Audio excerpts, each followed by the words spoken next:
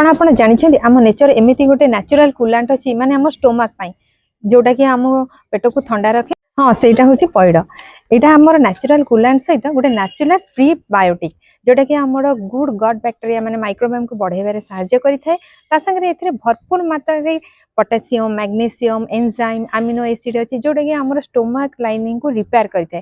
केवल एतिक नुहे यह आम एसिडिटी गैस एसिडिटी को रिड्यूस करथाए गट इन्फ्लेमेशन भी रिड्यूस करथाए आम दिन सारा गोटे हाइड्रेशन आम बॉडी हाइड्रेशन को मेंटेन करथाए जो कि आम प्रॉपर्ली डाइजेशन होता है। माने ओवरऑल कहवा कहले एटा आम गट पई गोटे बढ़िया माने गॉड गिफ्ट।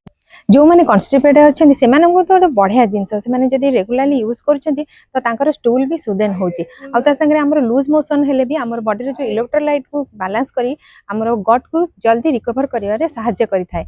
पैड़ पानी नेबार बेस्ट टाइम हूँ एम्प्टी स्टोमक मॉर्निंग रे नहीं पारे किंतु बेसी नेले यह आमर ब्लोटिंग होता है आउ गैस एसिडिटी होता है।